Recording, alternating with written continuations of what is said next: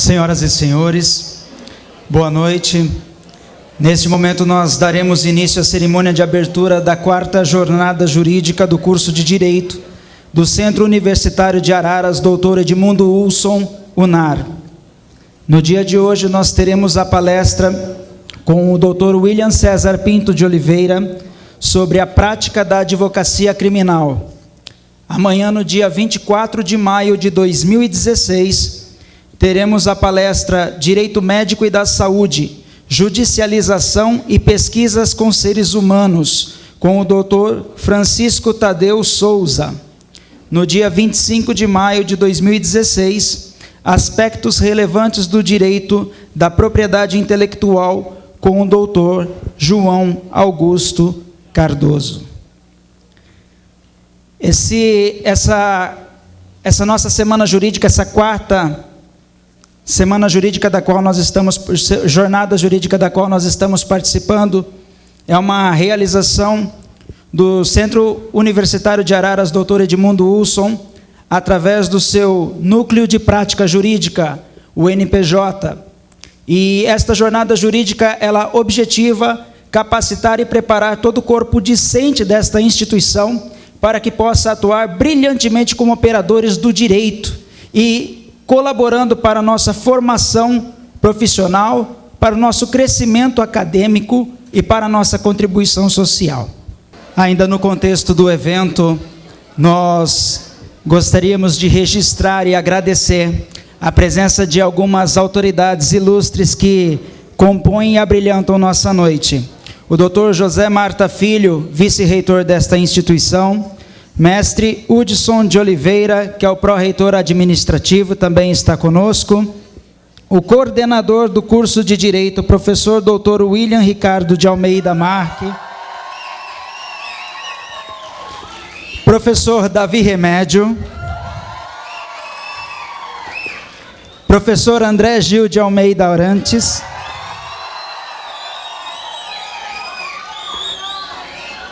Professor Jorge Aguiar, professora Mara Figueiredo, professora Mônica Fiore, professora Cristiane Tereza Costa, professor Tabajara Zuliane dos Santos. Nós agradecemos a presença de todos os alunos nessa noite e gostaríamos de agradecer também a todos os demais funcionários desta instituição para que nós consigamos construir algo grande, de renome, como a UNAR tem, o nome que essa instituição tem diante da sociedade ararense de toda a região. É necessário um corpo de funcionários que trabalhem sinergicamente em busca de um objetivo. E o objetivo é nos proporcionar a melhor formação acadêmica possível. Portanto, nós agradecemos também aqui e damos uma salva de palmas a todos os funcionários dessa instituição, por favor.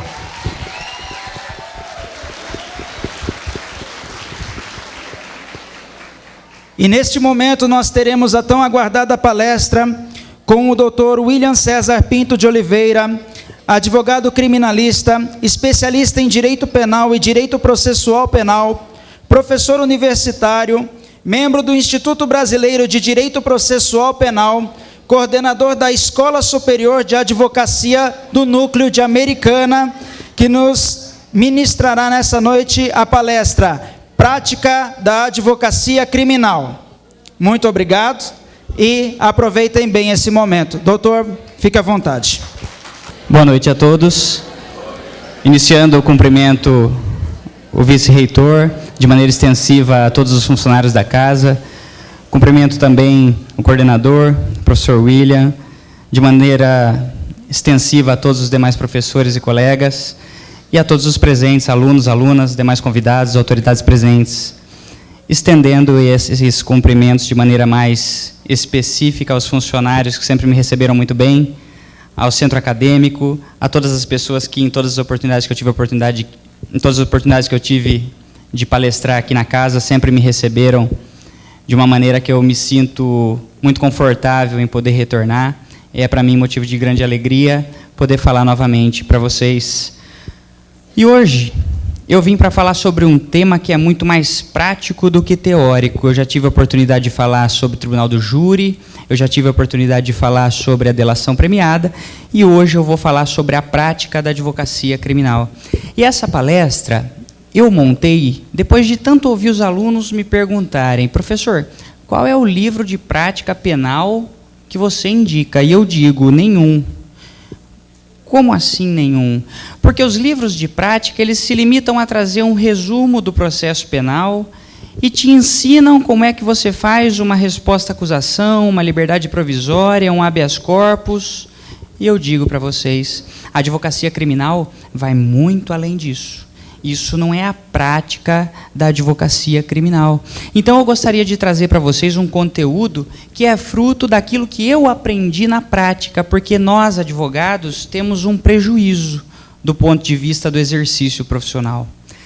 Quando um delegado passa no concurso, um promotor, um juiz, eles têm, respectivamente, a academia de polícia, eles têm a chamada escolinha no Ministério Público, na magistratura, e eles dispõem de palestras, de simulações, de cursos que preparam-nos para o exercício profissional. O advogado, não. Apesar de nós contarmos com a Escola Superior de Advocacia, e eu digo isso com muita franqueza por ser coordenador da Escola Superior de Advocacia Americana, não é a mesma coisa. E o advogado, infelizmente, precisa aprender a advogar no corredor do fórum, com a barriga no balcão. Ele não dispõe de nada que o faça aprender antes dos tropeços que ele precisa ter para conseguir exercer a advocacia em sua plenitude. E a faculdade não tem tempo hábil para conseguir oferecer todo esse suporte para aqueles que pretendem advogar. E hoje, com essa cultura de concursos públicos, ou mesmo da OAB, a importância desse exame, acabam tirando das universidades esse enfoque mais prático. Nos Estados Unidos, para vocês terem uma ideia, é comum os alunos aprenderem como é que se faz a inquirição de uma testemunha, como é que se seleciona um jurado, como é que se debate oralmente, como é que se argumenta. E aqui no Brasil, o nosso estudo se limita, muitas vezes, à letra fria da lei. E então, eu sempre enxerguei essa necessidade de trazer algo da minha prática que possa servir para que os meus alunos, para que vocês consigam absorver algumas dicas para o exercício profissional de cada um. Ainda que não queiram exercer a advocacia criminal, eu tenho certeza que vão poder absorver alguma coisa de útil para a profissão que cada um optar por seguir. Esse conteúdo, ele vai tratar da advocacia como um todo, desde a preparação do advogado até o atendimento ao cliente, uma prisão em flagrante, um inquérito policial, o peticionamento por parte do advogado, a prisão e a liberdade do cliente, o processo de uma maneira geral, recursos e até a fase de execução da pena. Então, vocês vão ter a oportunidade também de enxergar o processo criminal como um todo, como se nós pegássemos um cliente hoje, e isso vai dar a visão para vocês de todo o atuar do advogado criminalista, desde que ele assume o patrocínio de uma causa, até que ele, enfim, cumpra com a sua missão, quando do julgamento de um recurso, do trânsito em julgado e até mesmo da execução penal. Eu tenho certeza que, apesar de ser um conteúdo um tanto quanto extenso, vocês vão conseguir absorver algumas dicas práticas que vão fazer toda a diferença para vocês quando exercerem a advocacia. E não apenas a advocacia criminal, porque são coisas que eu gosto de trazer nas palestras que nós normalmente não encontramos nos livros. E eu acho que é o que falta, é isso que eu gosto de trazer para as palestras. E eu encaro toda a palestra minha como um bate-papo, então se sintam à vontade, quem já teve a oportunidade de ver outras vezes ao final, para perguntar, para tirar dúvidas, curiosidades. Eu sou muito aberto em relação ao exercício da minha profissão, aquilo que eu escolhi fazer para a minha vida e não costumo esconder o jogo, não. Então, quem tiver algum interesse em perguntar, alguma curiosidade que traz, algum receio, pode ficar à vontade para perguntar ao final e eu vou ter a maior satisfação em respondê-los. Começando, então, pela preparação do advogado. Alguém tem interesse em advogar na área criminal? É comum durante a faculdade o pessoal gostar de direito penal, gostar de direito processual penal, mas muitos têm receio em advogar na área criminal, outros têm interesse em aprender, mas não sabem se vai ser esse o destino de vida. Eu sempre tive interesse em advogar na área criminal. E para isso, eu fui procurar uma coisa que é fundamental. Fundamental. Estágio. Para você se preparar para ser um advogado capacitado para atuar na sua área de escolha, você precisa encontrar um estágio, e um estágio de qualidade. Fui estagiar no primeiro escritório que eu encontrei, porque eu, à época, com 18 anos, não conseguia emprego em lugar nenhum. E meu pai olhava para mim com aquela cara de que eu era um vagabundo, e eu vi que eu precisava achar alguma coisa, e o primeiro que apareceu eu peguei. Fui estagiar num escritório de direito previdenciário. Primeira semana eles me dizem, olha, aqui funciona assim, você chega e faz o café, depois você passa um pano nas mesas, tá? E uma vez por semana você dá uma varrida em tudo. Falei, tá bom. Fiz isso ao longo de 2, 3 semanas. Na quarta semana, depois de passar pano nas mesas, fazer café e varrer o escritório, a advogada chega e fala, você já varreu tudo? Eu disse, já. Ela disse, mas não é só varrer, tem que varrer e passar pano também. Falei, quer saber? Eu vou embora. Voltei para casa, falei, pai, está acontecendo o seguinte, porque eu imaginei, ele está até agora achando que eu sou vagabundo, se eu fiquei 15 dias aqui e pedir para sair, ele vai ter certeza, né? Então, conversei com ele, ele falou, não, eu também não concordo, não é isso que você tem que fazer para a sua vida. Acordei no dia seguinte, nem tirei o pijama, fui para o escritório de Americana, que eu pegava o carro lá e vinha para Limeira.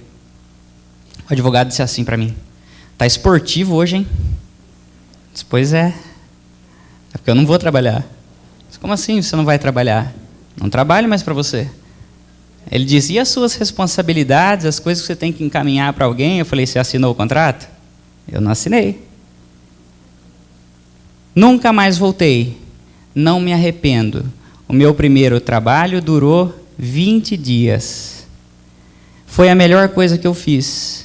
E é o que eu recomendo que toda e qualquer pessoa faça quando se deparar com um estágio em que você não aprende, em que você não exerce nada de útil, nada que te acrescente, que não te prepare para ser um profissional.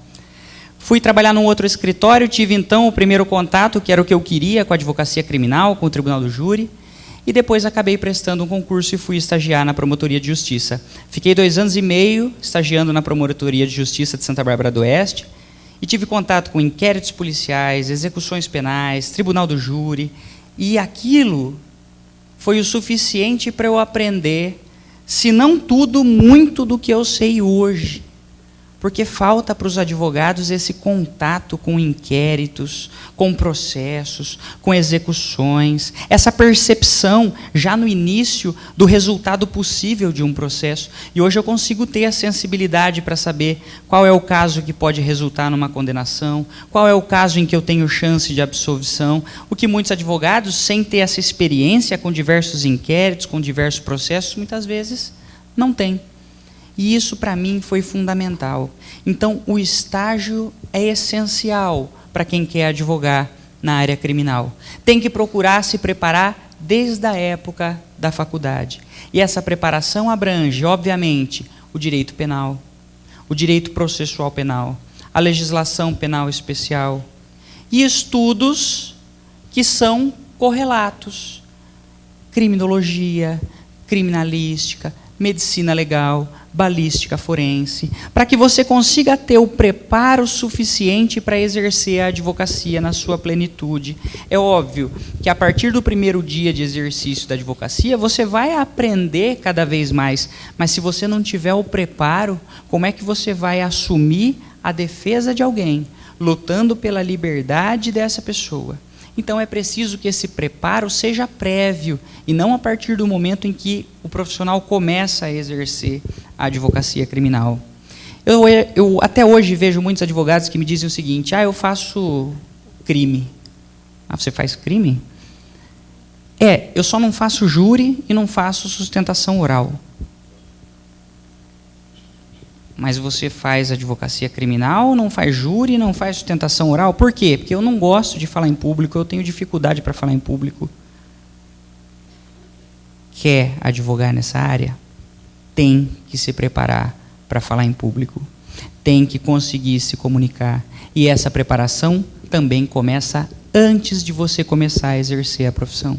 Tem que praticar, tem que ler, tem que buscar informações, tem que fazer curso. Porque a pior coisa que pode acontecer para um advogado é não saber se comunicar. E essa comunicação não é só a comunicação verbal. Precisa trabalhar também a parte escrita. Precisa conseguir escrever de maneira clara, de maneira coerente e, sobretudo, corretamente. Então, é essencial esse preparo prévio para exercer a advocacia criminal. E para poder começar, tem que conhecer quais são os direitos do advogado. Como é que você vai exercer a advocacia criminal sem conhecer os direitos do advogado? Quais são as suas prerrogativas, o que você pode e o que você não pode fazer? Como lidar com essa ou aquela situação da prática é essencial. Que deem pelo menos uma lida no nosso Estatuto da Ordem dos Advogados do Brasil, que procurem cursos, palestras, livros a esse respeito. Porque o advogado enfrenta diariamente violações às suas prerrogativas profissionais. Com essa preparação, vamos imaginar que surge o seu primeiro cliente. Mas antes de chegar a um cliente, você precisa conquistar clientes. Como é que funciona isso? Para quem está começando, para quem é novo, como eu sou, tem que se arriscar. Ou você entra num escritório que já tem uma carga de processos considerável, ou você se arrisca na assistência judiciária. Eu fui para o tribunal do júri. E não me arrependo. Para mim foi essencial, para que eu conseguisse fazer o meu nome, para que eu conseguisse conquistar clientes, e a partir da conquista dos clientes, você precisa zelar pela sua credibilidade enquanto profissional. Tem que dar atenção para a sua forma de se portar em sociedade, para a sua forma de se vestir, inclusive, o seu jeito de lidar e se relacionar com as pessoas, porque os clientes começam a vir de pessoas dos seus círculos. Parentes, amigos de parentes, amigos de amigos. Se você não se relaciona, se você não tem nenhum tipo de contato, como é que você pretende ter algum cliente? Precisa dar atenção para isso. E, conquistando um cliente, e aí é o maior medo das pessoas, mas como é que você faz? O que é que você fala para a família? Eles perguntam se você garante, perguntam. E é a pergunta que vocês mais vão ter que responder se escolherem sem essa área. Mas, doutor, se eu te pagar isso, o senhor garante que ele sai? O senhor garante que ele vai ser absolvido? Qual tem que ser a resposta, pessoal? Não. Porque o trabalho do advogado é um trabalho de meio, não é um trabalho de fim. O principal erro do advogado é prometer resultado, isso em qualquer área, principalmente na área criminal. Então essa é a principal lição de todas. Nunca prometa resultado. O trabalho do advogado criminalista, como o trabalho de todo e qualquer advogado, é um trabalho de meio. Você vai fazer tudo o que tiver ao seu alcance, você vai se dedicar ao máximo, mas você não pode absolutamente prometer nenhum tipo de resultado. É preciso que tenha transparência no que diz respeito àquilo que você pode buscar para o seu cliente. Então nunca deem uma consulta sem antes consultar o processo, consultar o inquérito. É comum o cliente ligar e perguntar quanto você cobra para fazer um habeas corpus? Quanto você cobra para fazer uma liberdade provisória? Isso é leilão. Ele não quer te contratar. Ele quer saber quem cobra mais barato. É nisso que você quer entrar? Então você não pode passar preço sem que o cliente vá, pague consulta, converse com você, você tenha acesso ao inquérito e ao processo. E aí sim você diz quais são as chances, o que dá para fazer, o que não dá, quanto você vai cobrar, porque você precisa se valorizar enquanto profissional e valorizar o seu trabalho. E aí a importância da consulta. As pessoas não entendem, mas se eu cobrar consulta eu vou perder o cliente. Se o cliente não tem condição de pagar a consulta, ele vai ter condição de pagar os seus honorários? Muitas vezes não. Então a consulta já é um filtro. Aquele cliente que não paga a sua consulta, você não gostaria de tê-lo como cliente, porque ele não pagaria os seus honorários. E até isso é importante, e as pessoas demoram para perceber. Tá? E aí você precisa estabelecer qual vai ser o seu público-alvo. Como assim público-alvo? Pessoal, as pessoas pensam o seguinte: eu vou me formar, eu conheço um investigador, eu conheço um escrivão, eu vou dar uns cartões para ele, ele vai me indicar clientes. Mentira. Não vai. Acham que tudo fica mais fácil se você ficar na porta de uma delegacia, esperando as pessoas chegarem, esperando as famílias chegarem, e assim você vai se tornar um advogado bem-sucedido na área criminal. Não vai. Você vai ser um bom advogado de porta de cadeia. É isso que vocês querem? Não. Então precisa estabelecer qual é o seu público-alvo. Exemplo, no meu escritório, a gente advoga majoritariamente para réus primários e tribunal do júri, crimes empresariais. Outros optam por trabalhar com facções criminosas, por exemplo, que a gente não faz. Por quê? Opção de mercado. Então você tem que ter um público-alvo. Qual é o tipo de público que você quer ter como cliente? E isso vai influenciar no padrão dos seus honorários, no tipo de causas que você vai ter. Ou vocês acham que não é mais fácil conseguir absolver ou conseguir soltar um réu primário, um empresário, do que um réu com inúmeras condenações, reincidente, membro de uma facção criminosa? Não significa que você não possa pegar esse tipo de causa. Você pode, mas esse não deve ser necessariamente o seu público-alvo, a não ser que você queira. Mas aí vai da opção de cada um. Eu não gosto disso porque, em pouco tempo, você fica conhecido na delegacia de polícia, no Ministério Público e no Judiciário como aquele advogado que advoga para aquela turma. E aí quando você pega um cliente que não é da turma, que é primário, que é um cara honesto, um pai de família, ninguém vai achar que ele é. Porque você é o advogado dele. E você advoga para facções criminosas. Não tenho nada contra quem faz esse tipo de serviço, mas é a opção que cada advogado tem que fazer para escolher o seu público-alvo. E é o tipo de coisa que ninguém fala, e as pessoas acabam atirando para todo lado, imaginando que não vão conseguir ganhar dinheiro, e isso, no longo prazo, acaba se mostrando um erro. Então, tem que pensar no médio e longo prazo. Qual é o tipo de cliente que você vai ter? Quanto você vai cobrar? Porque até isso é um marketing para o advogado, por incrível que pareça. Se você cobra barato, se você parcela Casas Bahia, todos os clientes vão chegar sabendo que você cobra barato e que você parcela no esquema das Casas Bahia. Compensa? Não compensa. A inadimplência é muito alta. Mas você tem o contrato de honorários. Vai lá executar. Tem bens no nome? Às vezes não tem nada. Então, importante isso. Atenção ao cliente que vocês querem ter. E aí, de repente, toca o seu celular uma noite e você é chamado para um flagrante. Eles vão ligar e vão dizer: doutor, o menino foi preso, a polícia persegue ele, foi tudo forjado. Você fala: tá bom. E cobra para ir lá. E quando que você recebe? Lá na frente, antes de entrar. E se não tiver com o dinheiro, dá meia volta e vai embora. E se for de madrugada ou à noite, cobra mais caro. É assim que tem que funcionar. Vocês vão aprender uma coisa rapidinho.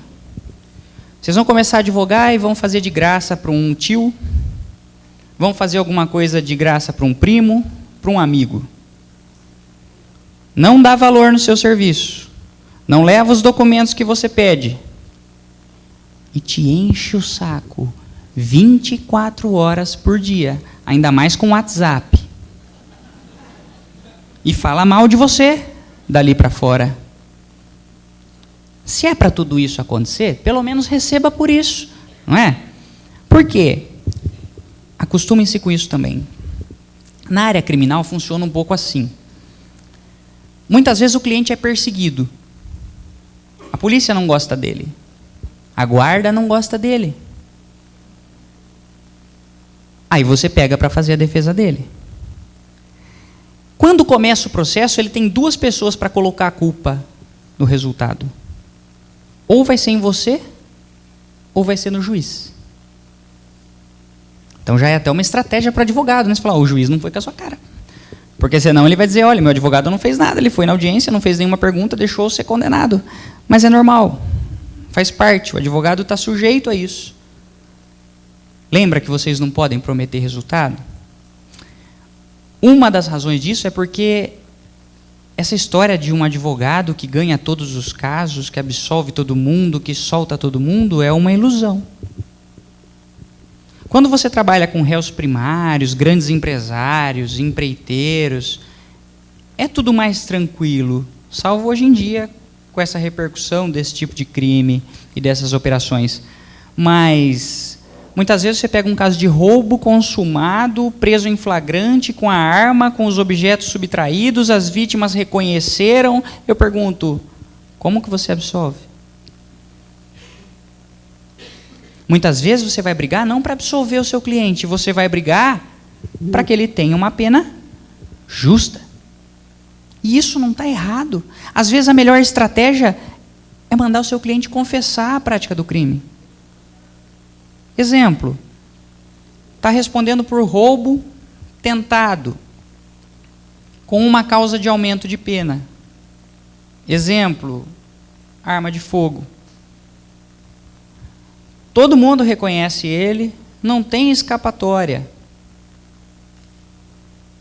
É reincidente. O que dá para você fazer? Não vai agravar a pena porque ele é reincidente? Você manda ele confessar, compensa a reincidência com a confissão espontânea, que é atenuante. Às vezes é o que dá para fazer. Aí você vai tentar ser herói e dizer, não, teve uma contradição, porque a testemunha falou que o boné era preto e a outra falou que o boné era azul. Você vai absolver ele assim? Não vai. Então você tem que ter sensibilidade para saber qual é o resultado que você pode obter. Às vezes os advogados não se preparam, não têm o conhecimento da parte geral do direito penal, não conseguem construir teses em relação ao fato típico, em relação à antijuridicidade, em relação à culpabilidade, e aí fazem aquela defesa de praxe, para dizer, tem contradição, o que uma testemunha disse, o que a outra disse, não tem provas suficientes. É aquele arroz com feijão que todo mundo consegue fazer, mas esse arroz e feijão, para quem quer advogar seriamente nessa área, vai te render alguma coisa a longo prazo? Não vai te render nada. Então você cobra e vai para o flagrante. Chega no flagrante, o que é que você vai fazer? Outra questão interessantíssima. E quem é delegado pode confirmar. Muitas vezes o advogado vai no flagrante para não fazer nada. Você chega lá, o seu cliente não está sendo agredido e nem foi. Nenhum direito dele está sendo violado. Você vai ficar ali para garantir que isso continue assim. Mas ele foi preso, vamos imaginar, com 2 quilos de droga, cocaína. Tem as testemunhas. O que é que você vai falar? 2 quilos de cocaína era para o consumo pessoal dele. Que é comum, né? Só se ele for um aspirador de pó. Então é essa sensibilidade que você tem que ter. Às vezes você vai dizer o seguinte para ele, cara, fique em silêncio, depois a gente vê uma história que a gente vai contar. E só. Aí a família vai dizer assim, mas você me cobrou isso só para vir aqui? É. Mas em outros casos, você chega, conversa com os policiais militares ou com os guardas municipais, mas também não dá muita trela, não.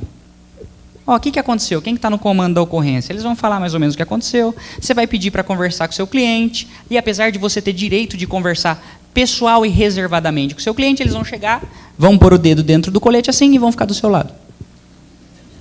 Para ver o que você vai conversar com o seu cliente. Aí você chega e diz, olha, fique em silêncio, não responde mais nada que te perguntarem até agora. Quando for para você ser interrogado, a gente conversa reservadamente e aí eu te oriento. Por quê? Porque é comum no flagrante, você vai tomar um café, você vai lá fora, você atende o celular, aí o policial vai e fica assim no cara. Ó. Aí depois chega em juízo e diz assim, ele ficou em silêncio, mas informalmente ele confessou para mim. Então, essa é a importância do advogado ali já, ó, não fala com mais ninguém sem eu estar presente. Ele não vai sair do seu lado ali, ele vai ficar preso. Ele vai ser preso em flagrante. Mas você tem que exercer esse papel. Normalmente está o escrivão lá, conversa com o escrivão. Já começa a sondar. Será que vai fazer flagrante? Será que vai fazer só o BO? Um termo circunstanciado de ocorrência? Doutor, converso com o delegado. Muito bem. Converso com o delegado. Converse com a família. Tem alguma testemunha? Às vezes você vê que a história está mal contada, mas a prática mostra que o delegado, quando a história está mal contada, já percebe. Às vezes a historinha já vem esquisita. E aí eles optam por fazer um boletim de ocorrência, para depois instaurar inquérito. Tá? Então, muitos casos de flagrante, o advogado, segredo, tá, pessoal? Não tem que fazer absolutamente nada. Mas tem casos em que é importantíssima a presença do advogado no flagrante. Principalmente para já começar a montar a estratégia de defesa. Qual vai ser a linha de defesa? Você vê o que aconteceu ali e já começa a pensar que isso vai virar um processo, vai ter uma audiência, isso pode vir a júri, se for um caso de crime doloso contra a vida. Já começa a traçar a estratégia de defesa ali, mas toma cuidado, lembra que nessa hora às vezes não tem perícia, não tem laudo de balística, não tem exame necroscópico, então já vai o advogado de cara, monta uma história bonitinha. Ah, ele veio para cima de mim e eu tomei a arma dele e atirei. Chega o laudo do exame necroscópico, 3 tiros na cabeça, na nuca, de cima para baixo. Como é que você vai sustentar a legítima defesa? Então também precisa ter essa sensibilidade para saber quando deixa o cliente falar, quando orienta o cliente a contar o que aconteceu. E isso já começa no flagrante. Dica importante. Você está começando, chega no flagrante, o cara está lá preso por tráfico de drogas. Aí você vai conversar com ele. Ele diz assim para você, doutor, é o seguinte, tem um negócio lá em casa que eles não acharam. Ah, é? Que negócio é esse? Ah, é um tijolinho lá de cocaína. Ah, é? Tijolinho de quanto? 1 quilo.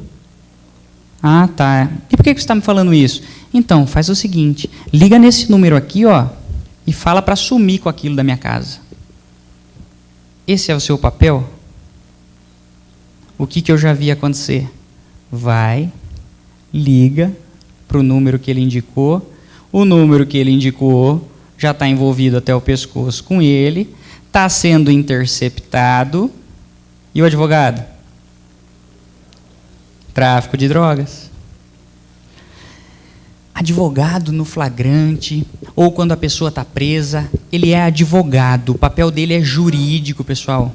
Advogado não tem que levar jumbo, advogado não tem que levar carta. Jumbo é aquela sacola com roupa, bolacha, iogurte, um monte de coisa. Que a família pede. Leva cigarro para ele, leva bolacha, leva um chinelinho, leva uma cueca, escova de dente, ele está sem nada. Isso é o seu papel? Não. Vamos imaginar o seguinte, você leva o jumbo lá. Chega numa cadeia pública, no centro de detenção provisória, você leva o jumbo. Eles abrem o jumbo, tem lá uma escova de cabelo. Dentro do cabo da escova de cabelo, o que tem? Maconha. Dentro da barra de uma bermuda, o que tem? Chip de celular. Você precisa disso? Isso também faz parte da transparência para você lidar com a família e lidar com o cliente. Não levo jumbo, não levo carta. Outra coisa que é comum. Ai, doutor, ele está tão nervoso. O senhor não vai lá acalmar ele?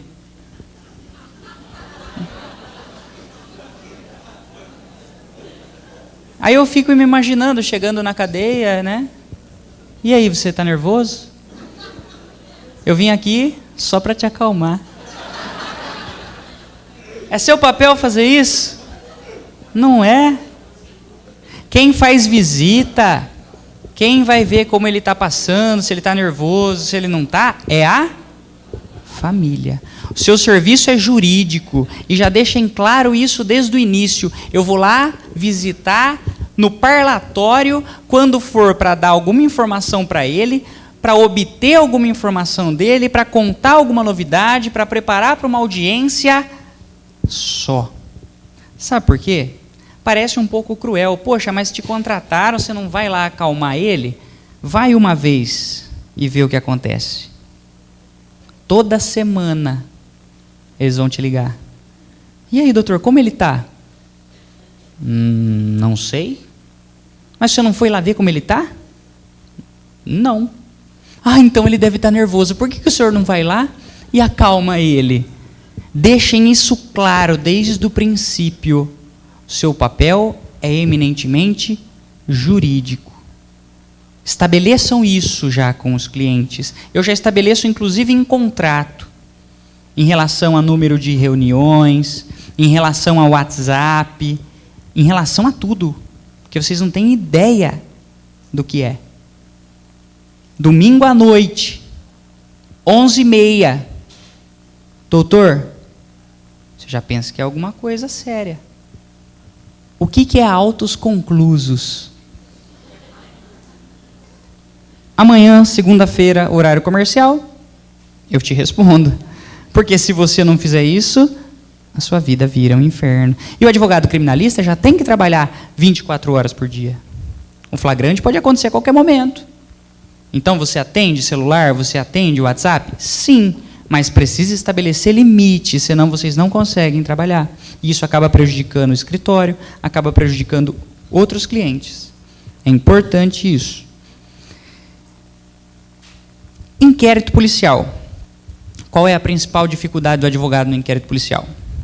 Vou até a delegacia, normalmente quem cuida é um escrivão.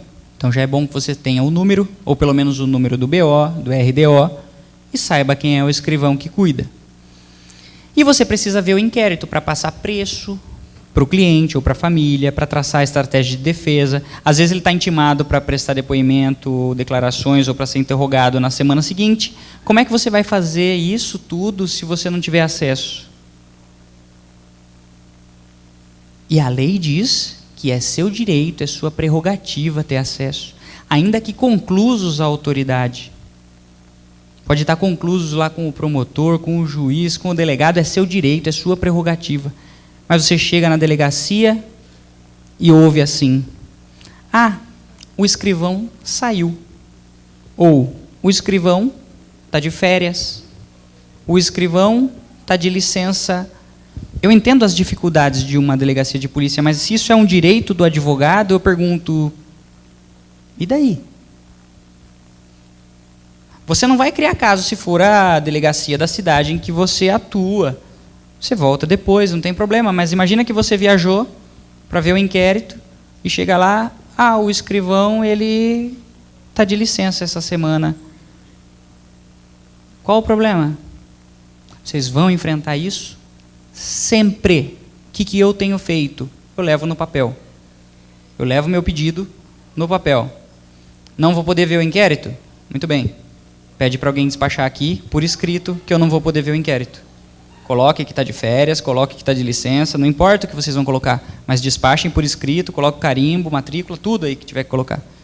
Porque depois você entra com mandado de segurança, ou conforme for até com uma reclamação, dependendo do lugar em que isso ocorrer. Porque é direito do advogado ter acesso aos elementos já colhidos na investigação contra o seu cliente. Eu cansei de tomar portada na cara por conta disso, comecei a fazer por escrito, tem dado resultado. Porque eles sabem que está errado. E também não tem cabimento, se você vai no fórum, eles têm um sistema. Você pede o processo número tal, eles têm que achar o processo, trazer o processo para você. Por que na delegacia, ah, mas o escrivão que cuida não está? A lei diz, é seu direito, é sua prerrogativa. Aí depois, vamos imaginar o seguinte, você fala, então não vou apresentar meu cliente, eu não consegui ter acesso aos autos. Decreta a prisão temporária dele, porque ele não está colaborando com a justiça. Ele quis colaborar, o advogado foi lá, pediu para ver o inquérito, o escrivão não está, não é problema do advogado.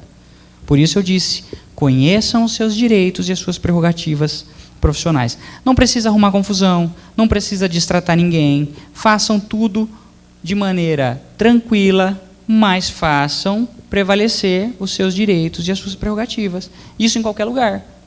Às vezes no Ministério Público a gente tem dificuldade para conseguir ver um inquérito, um auto de prisão em flagrante. Às vezes você não sabe nem o que aconteceu, você precisa ver. Está na mão do promotor. Muito bem, vai até lá, peça para ver. No cartório você tem essa dificuldade também? Eu quero ver o processo número tal. Então, doutor, está na mesa do diretor. Por que isso, pessoal? Se alguém já viu. Para você ir embora. Aí você fala, tá bom, mas eu quero ver. E eles trazem. Isso você aprende onde? Desde a época do estágio. No comecinho, meu estagiário foi no fórum para tirar foto de uma sentença. Voltou. Não consegui ver. Por quê? Estava para ir para a imprensa. Tá, e você não insistiu? Não, voltei embora. Então é por isso que esse tipo de coisa acontece. Para você ir embora. E é a hora que você tem que insistir, porque é uma prerrogativa sua, você precisa ter acesso ao processo. Tá? Não precisa ser deselegante, não precisa ser mal educado com ninguém, mas, repito, vocês precisam ser firmes, vocês precisam fazer valer as prerrogativas profissionais de vocês. E, ainda no inquérito policial, é importantíssimo que o advogado atue de maneira ativa e não de maneira passiva. Eu vejo muitos advogados que se limitam a acompanhar o cliente no interrogatório. Não indicam provas, testemunhas, não pedem um complemento da perícia. O delegado pode indeferir? Pode até indeferir, mas se você explicar, conversar, acaba fazendo. Tem que atuar ativamente, não tem que ser um mero espectador, sob pena do seu cliente ser preso, sob pena do seu cliente ser denunciado. Vamos imaginar o seguinte, você vai simplesmente acompanha o seu cliente no interrogatório, não junta RG, CPF, comprovante de endereço, um comprovante de que ele está trabalhando. A chance de ter um pedido de prisão preventiva, uma prisão temporária contra ele, é muito maior. Então o advogado tem que atuar ativamente no inquérito, tem que indicar testemunhas para o delegado. Se ele vai aceitar ouvir ou não, é outro problema. Mas eu sinto falta dessa atuação mais ativa dos advogados na fase inquisitiva. E a importância de já orientar o cliente para o interrogatório, olhando lá na frente. Qual o resultado que você quer obter lá na frente? E, às vezes, a melhor estratégia, assim como no flagrante, vai ser pedir para o seu cliente permanecer em silêncio. Vamos imaginar, não tem nenhum laudo de perícia ainda. Como é que você vai deixar o seu cliente falar? A perícia, às vezes, é importantíssima. Seu cliente vai dizer uma coisa, a perícia vai desmenti-lo. Espera. É melhor ficar em silêncio ali e falar em juízo. Eu canso de fazer isso, principalmente em caso de júri. Porque às vezes o seu cliente dá um álibi, a polícia vai atuar no sentido de desacreditar o álibi do seu cliente. Deixa ele ficar em silêncio. Mas todo mundo vai achar que foi ele. Todo mundo vai achar que foi ele, mas ele não vai estar condenado ainda. Se ele der o álibi e tirarem o álibi dele, aí sim ele vai ser condenado. Então deixa ele dar a versão depois, quando a polícia já fez tudo o que tinha para fazer. Aí apresenta uma versão. Muito mais tranquilo de você conseguir ter uma versão coerente e consistente. Então, atenção para a sua estratégia de defesa, desde o flagrante ou do inquérito policial. Outra coisa que é importante, peticionamento por parte do advogado. Você já tem acesso a processos? Quem faz estágio já devem ter visto o que a gente enfrenta por aí. Eu fico me perguntando por que os advogados ainda insistem em fazer petições extremamente extensas, se eles sabem que muitas vezes aquele conteúdo não vai ser lido. Eu fico me perguntando por que os advogados fazem petições com fonte tamanho 30, com parágrafos em amarelo, com grifos em vermelho. Precisa disso? Vocês acham que é porque não está grifado em vermelho que o juiz não lê? O advogado precisa aprender a ser mais objetivo nas suas petições. Sabe como eu trabalho no meu escritório? Existem exceções conforme a complexidade do caso, mas, em regra, petição não passa de 10 laudas. Salvo se for um memorial, uma razão de apelação, alguma coisa mais complexa, mas um pedido de liberdade, um habeas corpus, não precisa mais que isso. Pedido de liberdade, você vai dizer, olha, ele está sendo acusado do crime tal, ele é primário, tem residência fixa, ele tem ocupação lícita. Se for para o juiz soltar, ele vai soltar de qualquer jeito. Com petição de 4 laudas ou com petição de 50 laudas, é isso que a experiência mostra. Como é que funciona na prática, pessoal? Está tudo pronto a decisão. Então, pedido de liberdade provisória, roubo, eu nego. Pedido de liberdade provisória, tráfico, eu nego. Está tudo pronto. Então, saiba peticionar de uma forma tal que o juiz, pelo menos, consiga ler a sua petição. Um desembargador disse para mim uma vez, fui no gabinete dele, levei o memorial, eu já vou explicar o que é o memorial. Ele disse, doutor, venha sempre, venha conversar. Há muitos juízes que não leem. E eu não recrimino esses juízes por isso. Mas você imagina você ler 10 memoriais por dia, cada um com 40, 50 laudas. Não dá. Então o advogado precisa saber peticionar. E saber peticionar passa por saber como citar doutrina e como citar jurisprudência. Exemplo, vou fazer um pedido de liberdade provisória num caso de roubo. Adianta eu colocar uma jurisprudência de furto? São coisas completamente diferentes. Um tem violência ou grave ameaça, o outro não. No furto é muito mais fácil de conseguir a liberdade? Muito mais fácil. Então procurem pertinência temática quando forem citar jurisprudência. Pedido de liberdade provisória no roubo, jurisprudência de roubo. Doutrina, também. Tem que ter pertinência temática. E, mais importante, para qualquer petição, o juiz conhece o direito. Você não precisa fazer aquelas petições trazendo lá a doutrina de constitucional, dizendo assim para o juiz, todos são iguais perante a lei. Eu fico imaginando o juiz no gabinete dele, pega o pedido de liberdade provisória, todos são iguais perante a lei. Falo, jura? Precisa desse tipo de informação na sua petição?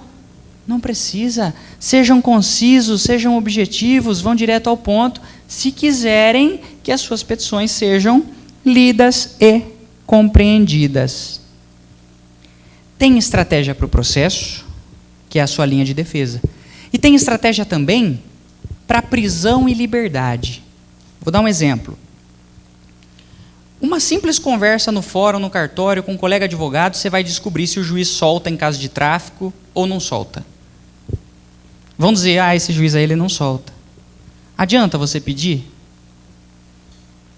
O juiz já converteu o flagrante em preventiva, você já tem uma decisão, habeas corpus direto.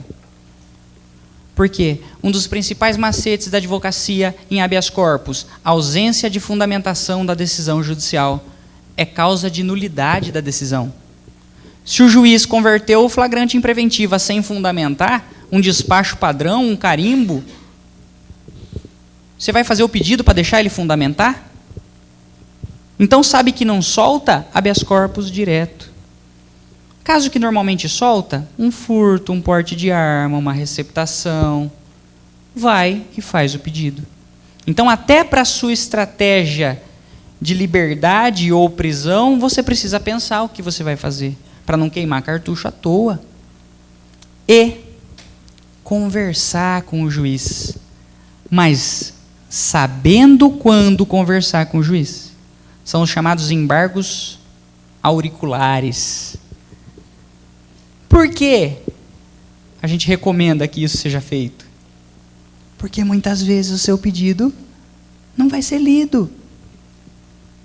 Vai vir uma decisão padrão.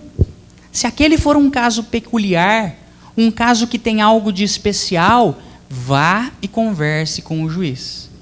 O erro que muitos advogados cometem, vão despachar com o juiz todas as petições. Há inúmeros advogados na cidade e no estado, inúmeros processos, inúmeros réus. O advogado imagina que só os processos dele são urgentes. E vão despachar todos os pedidos com o juiz. O juiz vai achar que algum caso é especial? Vai achar que algum caso tem algo de peculiar? Não. Então, normalmente vão despachar com o juiz quando tiver realmente algo de especial, algo de peculiar no caso, que você precisa explicar para o juiz. Normalmente ele vai dizer assim, tá bom, J ao MP, conclusos. Mas ele ouviu. É melhor do que tivesse apenas lido a sua petição. E até isso o advogado precisa ter sensibilidade para saber quando conversar com o juiz ou quando não compensa conversar com o juiz. Fazendo habeas corpus, e aí é uma dica de ouro, pessoal, para quem quiser advogar na advocacia criminal. Não acaba em São Paulo. A grande maioria dos advogados para em São Paulo. O índice de concessão de habeas corpus no STF e no STJ é muito, muito maior em relação a São Paulo. E os advogados fazem habeas corpus para São Paulo, perdem e dizem para a família, não compensa fazer para Brasília. Compensa. Compensa muito. E mais, compensa ir para São Paulo e fazer sustentação oral no habeas corpus. Alguém já assistiu o julgamento no TJ?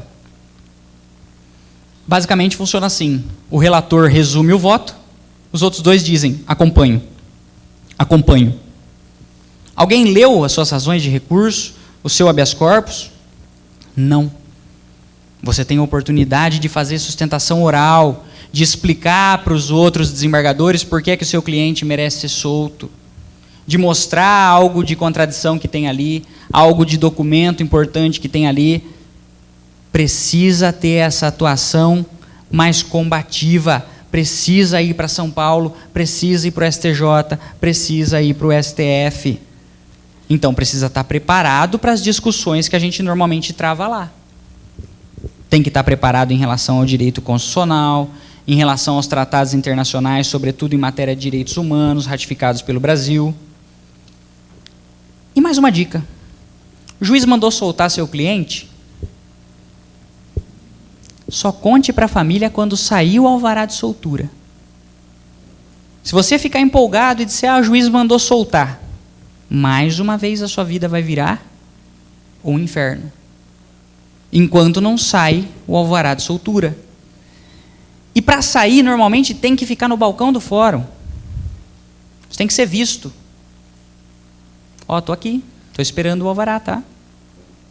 Eles vão ficar incomodados. Mas vão fazer. Se você não fizer isso, vai demorar o dobro do tempo que ia demorar. Tem que conhecer também as normas da Corregedoria Geral de Justiça. Dia desses, a juíza arbitrou fiança.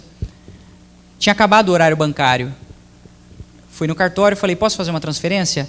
Você pode fazer, mas a gente não tem como conferir aqui no cartório. Tá, posso trazer em dinheiro para vocês? Não, a gente não está autorizado a receber. Existem recomendações da Corregedoria Geral de Justiça. Ou faz transferência, se não puder transferência, tem que pegar em dinheiro e o escrevente no primeiro dia útil subsequente recolhe a fiança. Tem norma para isso. Aí é a hora que você tem que, então eu gostaria de falar com a juíza tinha ido embora. Mas às vezes você precisa ter coragem, não no sentido de arrumar confusão com quem não precisa, mas você tem que brigar pelo direito do seu cliente. Mas ele vai ficar uma noite a mais na cadeia só, qual é o problema? Tem uma rebelião naquela noite e matam o seu cliente. E aí? Aí você vai discutir, responsabilidade do Estado é outra coisa. Mas mandou expedir o alvará. Você pagou a fiança. Cadê o alvará? Tem que conhecer também essas normas de Corregedoria Geral de Justiça. E aí vai começar o processo. O processo começa normalmente quando a gente está fazendo defesa, tá? A primeira oportunidade de falar nos autos vai estar na resposta à acusação. Você vai poder arguir preliminares, você vai poder juntar documentos, alegar tudo o que interessa em sua defesa, é rolar as testemunhas. evitem arrolar testemunhas que vão lá para dizer que ele é bonzinho, que ele é honesto, que ele é trabalhador. Isso dá para fazer por declaração e o juiz odeia esse tipo de testemunha. Procurem testemunhas que realmente vão acrescentar alguma coisa para o processo. Se não for nessa linha, junta a declaração. E mais, alguns advogados erram ao adiantar toda a defesa na resposta à acusação. Adianta toda a tese. O que o promotor faz antes da audiência? Ele dá uma olhada na sua resposta à acusação, ele vê qual é a sua tese e ele faz perguntas no sentido de desconstruir a sua tese. Então não se surpreendam se vocês virem resposta à acusação de uma lauda. O réu provará sua inocência no decorrer da instrução. Está errado o advogado fazer isso? Não. Muitas vezes, aliás, é o mais correto a se fazer na resposta à acusação. Também guardando pertinência temática. Então, quando o senhor for pedir uma absolvição sumária, num caso de tráfico ou em qualquer outro caso, jurisprudência relacionada àquele tipo de crime. Doutrina que tenha alguma relação e que acrescente alguma coisa. Não precisa usar doutrina para dizer para o juiz aquilo que já é óbvio, aquilo que o juiz já sabe. Atenção para a preparação da sua audiência. Conheça o processo. Prepare as testemunhas com antecedência, e preparar a testemunha não é falar para a testemunha o que ela tem que dizer. Atualmente está se admitindo o advogado respondendo como partícipe por falso testemunho. Filtra a testemunha, chame as testemunhas do escritório, o que você sabe do fato? Viu que não sabe nada, viu que está enrolando, desiste. Explica como vai ser a audiência, quem pergunta antes, quem pergunta depois. Explica o que é um falso testemunho. Tira aquela que fala demais. Tira aquela que fala de menos. É normal. A testemunha é uma tia, uma vizinha, ela quer ajudar.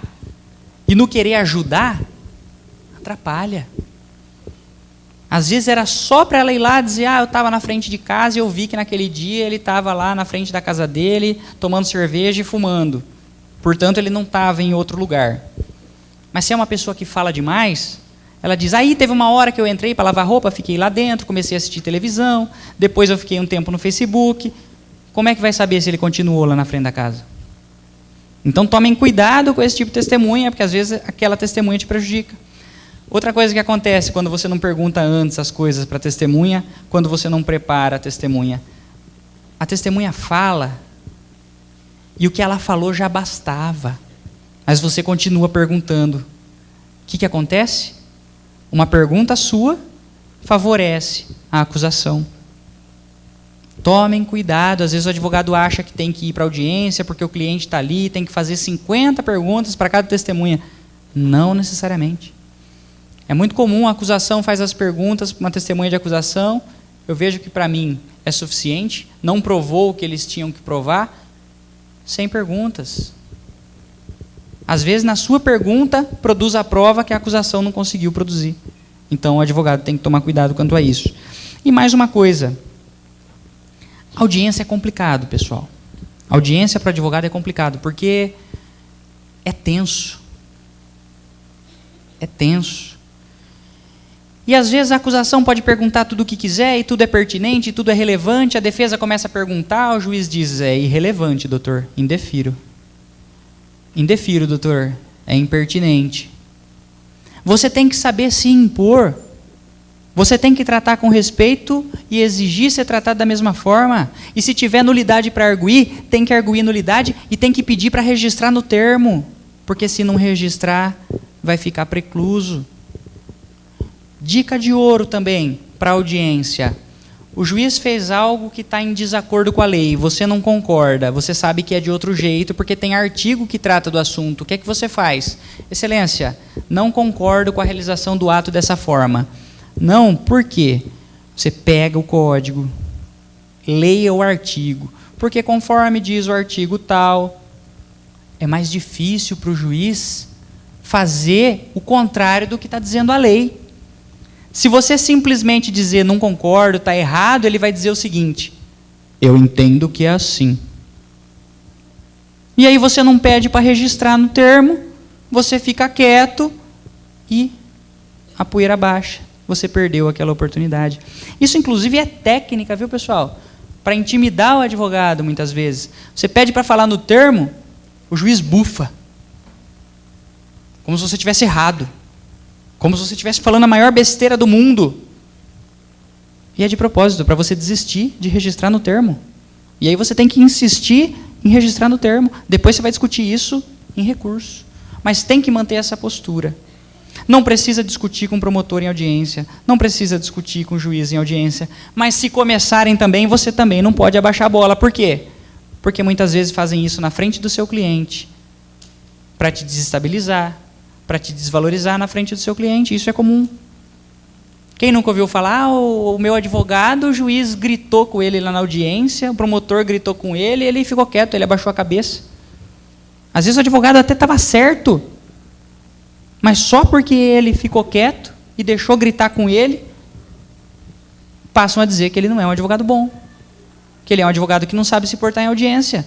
Então tem que ter uma postura no sentido de não ter medo de juiz e promotor. É mais uma prerrogativa profissional nossa. Não existe hierarquia entre advogados, juízes e promotores. É lei federal.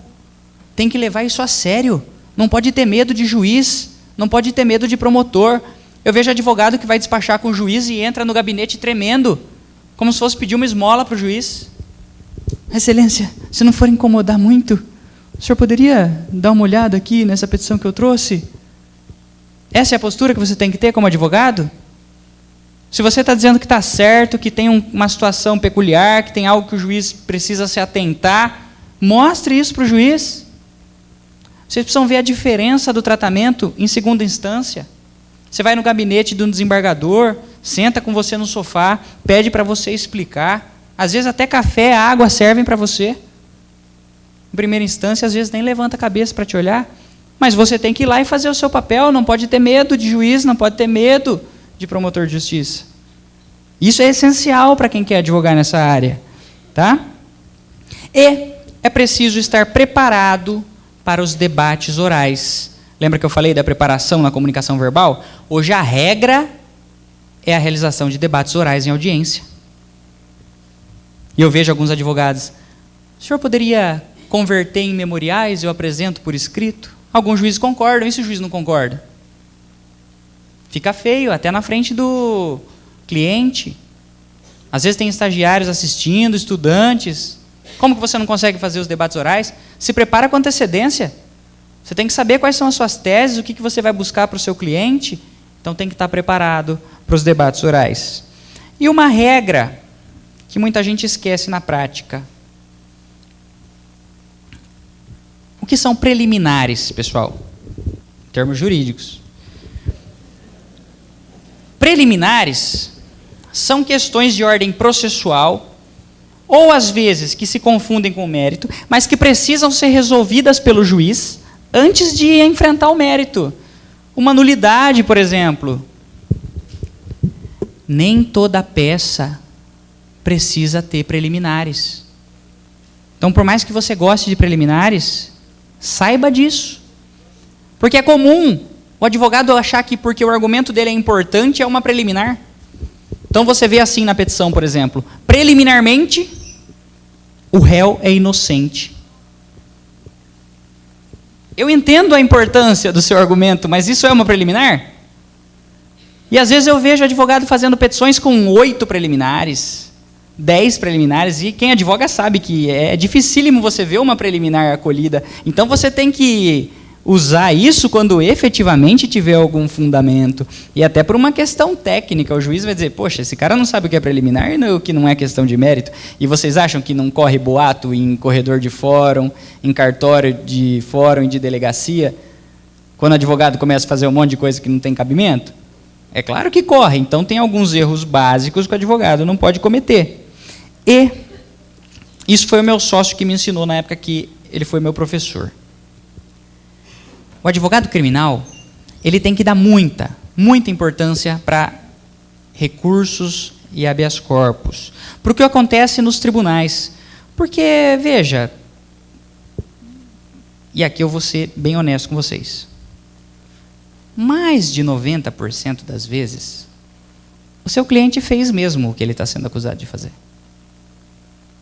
Você vai deixar de defender por conta disso? Não. Você vai fazer a defesa.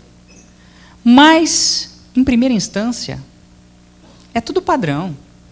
É roubo? Roubo eu decido assim. Furto eu decido assim. Receptação eu decido assim. Não foge daquilo. Onde você vai conseguir aprofundar a discussão em termos jurídicos? É no tribunal. Então o advogado tem que saber defender? Tem. Mas ele tem que saber, sobretudo, recorrer. Tem que saber recorrer. E mais, como eu disse para o habeas corpus, não acaba em São Paulo. E foi isso que meu sócio disse. Ele falou, o maior erro dos advogados é deixar de recorrer para o STJ, para o STF, é deixar de fazer habeas corpus para o STJ e para o STF e achar que tudo acaba em São Paulo. O nosso TJ, e isso é estatístico, é um dos tribunais mais conservadores do país. O índice de concessão de habeas corpus, de provimento a recursos da defesa, é mínimo. E é um tribunal que tem o maior número de decisões reformadas pelo STJ e pelo STF, ou seja, tem que ir para o STJ e tem que ir para o STF.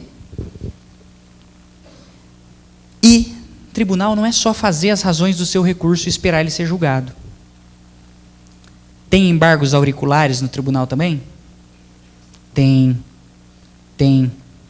Liga no gabinete, marca um horário com o desembargador. Ou, se for em Brasília, liga no gabinete, marca o horário com o ministro ou com a ministra. Obviamente, se o cliente pagar a sua viagem. Tá? Vai lá, leva um memorialzinho. O que é um memorial? Um resumo das razões do seu recurso. Por quê? Normalmente não vai ler. Cada gabinete em São Paulo tem um desembargador e 5 assistentes. Quem vocês acham que lê? Tem desembargadores que pegam e leem, mas, em regra, a gente percebe que as decisões são padrão. Então, leva um memorial, explica por que o seu caso é diferente, por que o seu cliente tem que ser absolvido, por que o seu cliente tem que ser solto. Todos os grandes advogados desse país atuam dessa forma em tribunal. Conversando nos gabinetes, levando memoriais e proferindo sustentação oral. Sustentação oral não é nenhum bicho de 7 cabeças, não, pessoal. Você chega, você cumprimenta os desembargadores, os funcionários, os presentes, e explica por que o seu cliente tem que ser solto, explica por que o seu recurso merece ser provido. Conforme o caso você tem 10 minutos, conforme o caso você tem 15 minutos, mas é importante, porque, como eu disse, muitas vezes não leem. E você percebe que o desembargador revisor, por exemplo, que já fez a revisão do processo, pede vista, pede para analisar de novo, porque ele se atentou a um detalhe que você trouxe na sustentação oral e que você não tinha trazido na sua razão de recurso, ou ele não tinha se atentado para esse ponto. Então se preparem, pessoal. Quer fazer uma advocacia criminal de alto nível? Tem que saber advogar nos tribunais. Tem que saber ir no gabinete, levar memorial e tem que saber fazer sustentação oral. Tá?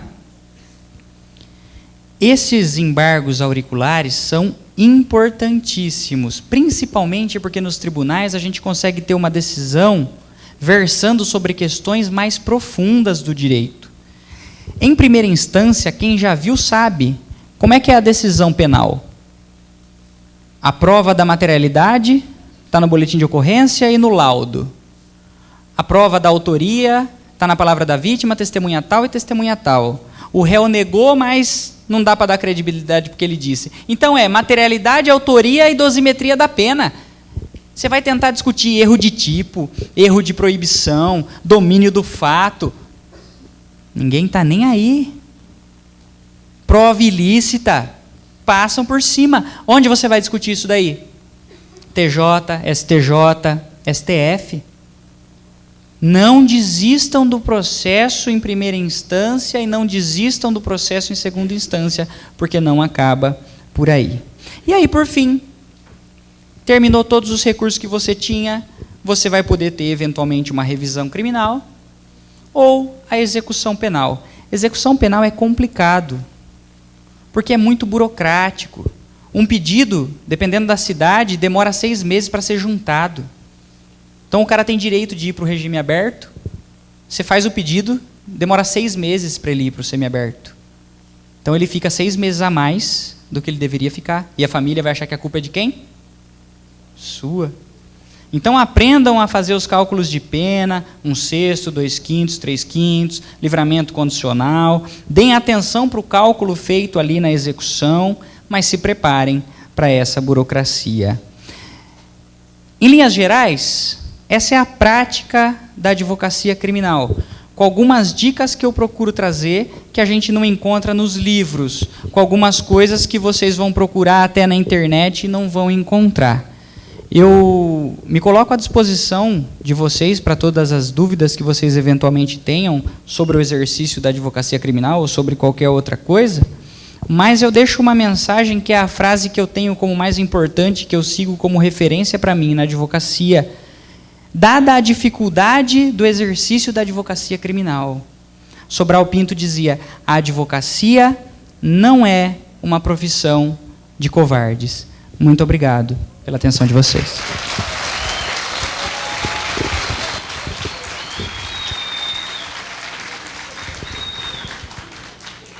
Somos gratos pelas esclarecedoras palavras do Dr. William, que sempre nos atendeu aqui com palestras excelentes e conteúdos relevantes. Nesse momento nós estaremos abrindo a possibilidade de algumas perguntas. Aqueles que tiverem suas dúvidas, por favor, peçam o microfone e formulem a sua pergunta.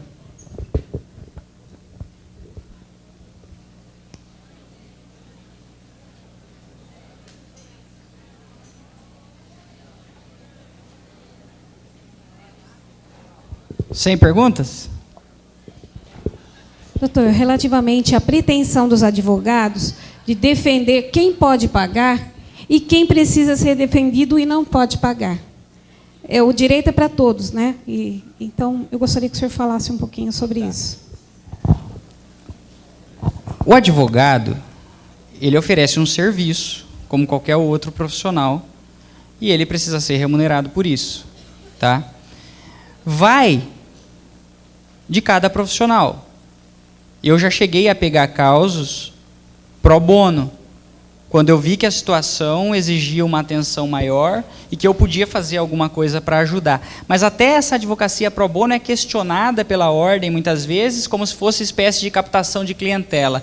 Então, você quer, às vezes, ajudar uma pessoa, não pode, porque vão enxergar isso como captação de cliente. Tá bom? Mas a regra, pessoal, é que você tem que dar valor para o seu serviço, para o tempo que você estudou, para tudo aquilo que você leu, para aquilo que você se dedicou a fazer. Então, eu sou bem pragmático quanto a isso, tá?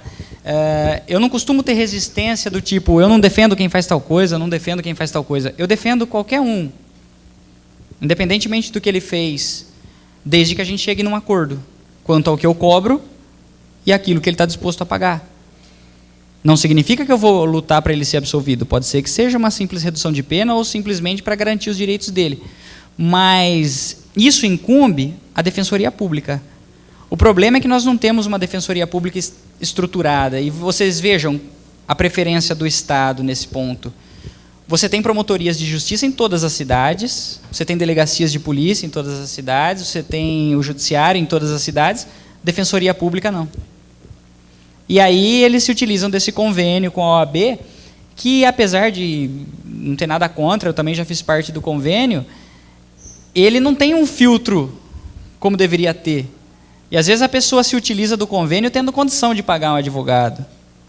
Isso, inclusive, mais prejudica do que ajuda a advocacia. E os advogados brigam muito pelo convênio, mas para mim o convênio é mais prejudicial.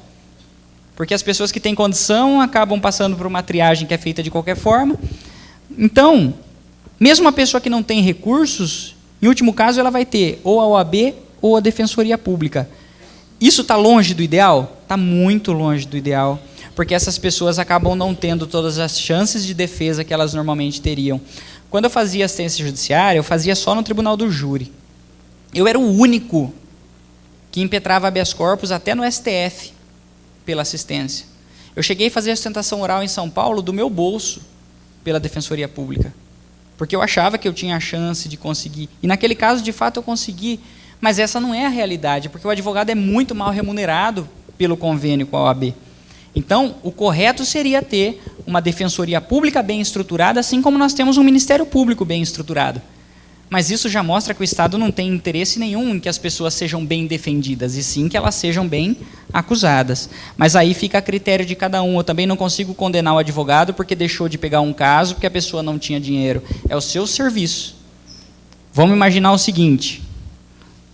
Um exemplo. Imagina que você chega para comprar um carro aí. Pega um carro lançamento, um carrão bonito aí de 100 mil reais. Um Renegade, um HRV. Aí você vai lá e fala, ó, eu quero um HRV. Tá bom, é 100 mil reais. Aí você diz assim, olha, mas eu só tenho 15. Eles vão te vender? Se você também não tiver como financiar? Não. O que você tem que fazer? Procurar um carro que seja compatível com aquilo que você está disposto a gastar. Então, infelizmente, essa é a realidade. E não se enganem, a advocacia não é favor. A advocacia é um serviço, é algo sério, que demanda dedicação, que demanda tempo. Então tem que cobrar bem, respeitando pelo menos o parâmetro fornecido pela tabela da OAB. Se a pessoa não tem condição de pagar os seus honorários, ela procura a Defensoria Pública, ela procura o convênio da OAB. Se você quiser ajudar e quiser fazer aquela causa pro bono, muito bem, mas você corre risco ainda fazendo isso, porque não está muito bem regulamentada essa questão.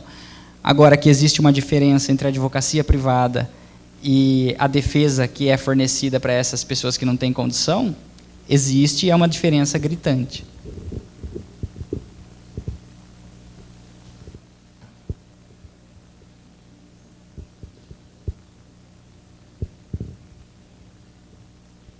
Muito bem. Passaremos então nesse momento a assinatura do nosso livro de ouro e a certificação do nosso palestrante nessa noite, que será feita por uma membra do nosso corpo discente. Mais uma vez eu peço uma salva de palmas ao Dr. William César Pinto de Oliveira. Obrigado.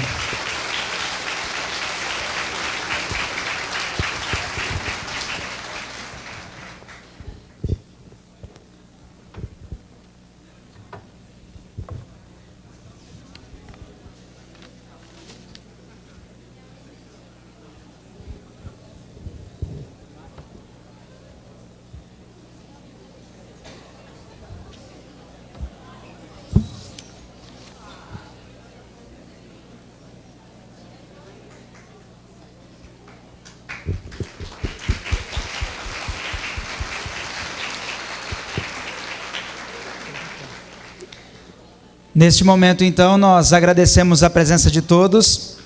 Encerramos o primeiro dia da nossa quarta jornada jurídica.